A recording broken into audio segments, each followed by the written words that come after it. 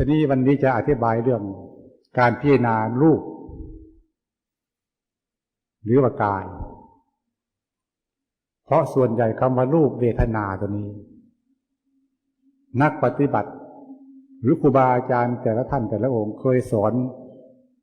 แนวทางปฏิบัติแก่ลูกศิษย์ลูกหาท่านเน้นหนักอยู่2ประเภทคือรูปกับเวทนาส่วนสัญญาสังขารวิญญาณนั้นก็สอนแต่ไม่รู้สึกว่าจะไม่มีการน้ำหนักเหมือนกับรูปเวทนาท่านจะสอนเรื่องเวทนากับรูปเนี่ยเราเป็นเรื่องใหญ่ส่วนที่เราว่าผู้เจริญสติปัฏฐานทั้ง4กายานุปัสสนาเวทนานุปัสสนาก็ดีกับเรื่องขันธ์5เนี่ยมันอยู่ในขอบเขตเดียวกันถ้าผู้มีการเจริญในสติปัฏฐานทั้ง4ก็มีผลเท่ากันกับพิจารณาขันธ์5หรือผู้พิจารณาขันธ์5ก็มีผลเท่ากันกับพิจารณาสติปัฏฐานทั้ง4นี้อาจจะมาจะอธิบายเรื่องการพิจารณาขันธ์5จุดเริ่มต้นเป็นจุดใหญ่เป็นจุดสำคัญคือกายคำว่ากายจะหมายถึงอะไรหมายถึงรูปคำว่ารูปเวทนารูปตัวนี้ก็รูปก็จะว่ามันมีอวัยวะต่างๆมีธาตุ4ธาตุดินธาตุน้ำธาตุลมธาตุไฟมารวมตัวกันอยู่เรียกว่ารูปหรือรูปอย่างเดียวเนี่ยเรียกว่ากายก็ได้ของอย่างเดียวกันประเภทเดียวกันจะว่ากายก็ถูกจะว่ารูปก็ถูกนั้นการพิจารณารูปไปก่อนเพราะรูปเรื่องเดียวเนี่ยเป็นเรื่องใหญ่อันนี้ว่ารูปกับนามแต่อันนี้จะอธิบายรูปการพิจารณารูปอย่างไรที่เนี่ยเราจะเอามาพิจารณาการพิจารณารูปนั้นอยู่ในขอบเขตของไตรลักษณ์เช่นเดียวกันคือรูปนั้นอยู่ในสภาพความไม่เที่ยงรูปอะไรก็ตามเอามาพิจารณาได้คือรูปนั้นอยู่ในสภาพของอนัตตาเป็นของศูนย์เปล่าไม่มีอะไรเป็นสัตว์เป็นบุคคลตัวตนเราเขาจะดูกันอย่างไรจึงจะเป็นไปว่าเป็นของศูนย์เปล่าได้ต้องมีการแยกแยะกันในการดูสมมติเราดูเรื่องของรูปต่างๆนะคือไม่เฉพาะรูปคนอย่างเดียวรูปสัตว์อย่างเดียวคือรูปนี่มันแบ่ง2ประเภทรูปหนึ่งเป็นรูปที่มีวิญญาณครองหรือกับพวกสัตว์ทุกประเภทมนุษย์ทุกฐานะทุกคนนี่คือว่าประเภทที่ว่าเป็นรูปที่มีวิญญาณครองอันนี้จุดหนึ่งอีกจุด2เป็นรูปที่หาวิญญาณครองไม่ได้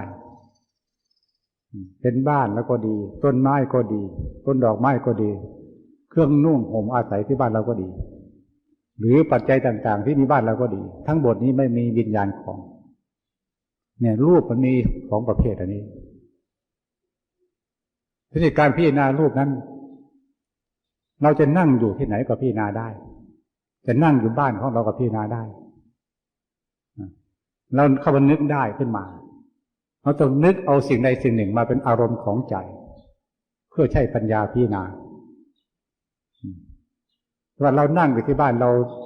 ธรรมดาเนี่ยเราตึกขึ้นมาสักเรื่องหนึ่งจะเอาเรื่องปัจจุบันก็ได้เรื่องอดีตที่ผ่านมาก็ได้เรื่องอนาคตก็ได้คือตึกขึ้นมาพิจารณาหรือสมมติว่าเราตึกขึ้นมาเรื่องอดีตที่ผ่านมาในชีวิตของเราที่ผ่านมานั้นมีอุปสรรคอะไรบ้างทำให้เรามีความทุกข์ความเดือดร้อนทั้งกายทั้งใจเช่นว่าเรามีการเจ็บป่วยก็ดีเราพอจำได้นึกขึ้นมาได้แล้วเอามาเรื่องการเจ็บป่วยนั่นแหละมาพิจารณาว่านี่ชีวิตของเราที่ผ่านพ้นมาจากจุดนั้นมาถึงจุดนี้ผ่านพ้นมาด้วยความยากความลำบากเท่าไหร่มีการเจ็บป่วยมากเท่าไหร่ เราต้องพรรณนาเรื่องความทุกข์ที่เราผ่านมาแล้วมาเรามีชีวิตอยู่ในขณะนี้เรียกว่าอำนาจของบุญญาบารมีของเราอีกช่วงหนึ่งเพราะเรายังไม่ถึงแก่กรรมที่จะตายในช่วงนั้นหรือบางคนมีอุบัติเหตุเกิดขึ้นในส่วนตัวเกือบจะเอาชีวิตไปไม่รอดก็เรื่องนั้นแหละเก่าๆเรามาพิจารณาทบทวนในชีวิตของตัวเองว่าชีวิตของเราเนี่ยเป็นสิ่งที่น้อยนักหนา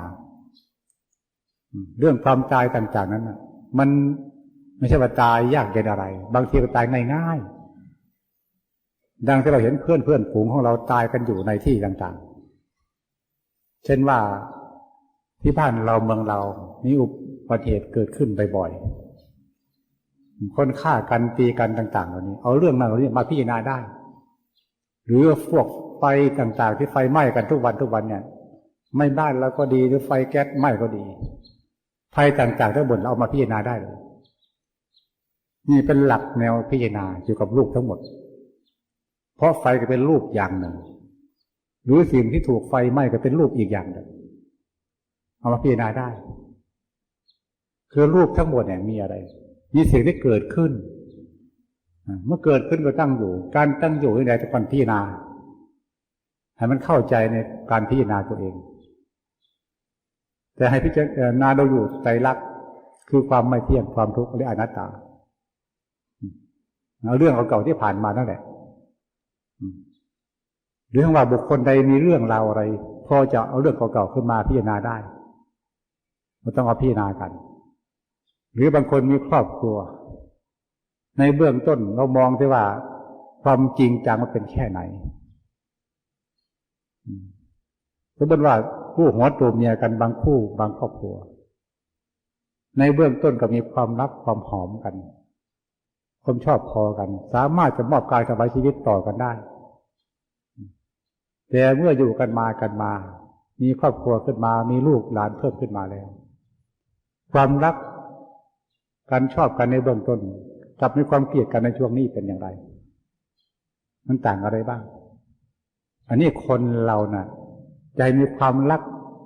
กันตลอดชาติตลอดภพตลอดไปไม่ได้ต้องมีช่วงหนึ่งนั่นแหละจะเกลียดกันชังกันเนี่ยก็ให้เราพิจารณาเรื่องว่าการพิจารณากายต่างๆเนี่ยหรือรูปต่างๆเนี่ยสิ่งใดที่เรามองเห็นด้วยสายตาของเราเราพิจารณาได้หรือเรานั่งอยู่ที่บ้านของเราเนี่ยจะมองเห็นใบไม้ที่หน้าบ้านของเรามันไหวตัวอยู่กับพิจารณาเอาใบไม้มาพิจารณาได้เนี่ยใบไม้ที่มันเกิดมาครั้งแรกเป็นอย่างไรมันผลิใบออกมาใหม่ๆเป็นอย่างไรแต่บัดนี้ใบไม้มันแก่ตัวขึ้นมาแล้วมันก็หล่นเมื่อมันหล่นไปแล้วเนี่ยมันก็เน่าผุพังเป็นดินเป็นน้ำเป็นธาตุไปตามธรรมชาติของใบไม้นั้นไปเพียงใบไม้อย่างเดียวเท่านี้แล้วก็สามารถโอปัญญิโกน้อมเอามาพิจารณาส่วนตัวได้ว่าใบไม้นั้นกับร่างกายเราเนี่ยเหมือนกันเป็นธาตุประเภทเดียวกันเป็นธาตุตกอะไรอนัตตาเหมือนกันเมื่อใบไม้ตัวนั้นมันตกไปพื้นดินไปแล้วมันผุพังเป็นดินไปแล้วก็หมดสภาพใบไม้นั้นไปจะเรียกหาว่าใบไม้นั้นไม่ได้มันหมดสภาพไปแล้วนี่สังขารร่างกายเราก็เช่นกันเมื่อหากว่าตายแล้วไปแล้วมันผุพังเป็นดินเป็นน้ำไปแล้วเนี่ยสภาพจะมาเป็นเราก็ไม่มีนี่คืออนัตตานี่เรื่องธรรมดาบรรดาที่เราพิจารณากันอยู่หรือเราจะไม่พิจารณาอย่างอื่นเราเอาดอกไม้ที่เราปลูกไว้ที่บ้านเรามาพิจารณาก็ได้เป็นรูปเหมือนกันก็พิจารณาอย่างไรก็เหมือนกันกับพิจารณาใบไม้นั่นแหละหรือพิจารณาดอกไม้ว่าดอกไม้นั้นมันเกิดขึ้นทีแรกก็เหมือนว่ามันสวยงามสดใส